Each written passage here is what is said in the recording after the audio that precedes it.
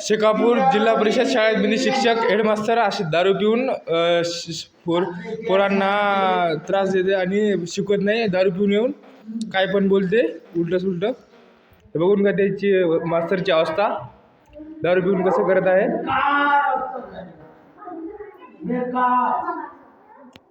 पोरींना खान बोलत आहे. हे सगळे मुलं घाबरत आहे त्यांच्यानं.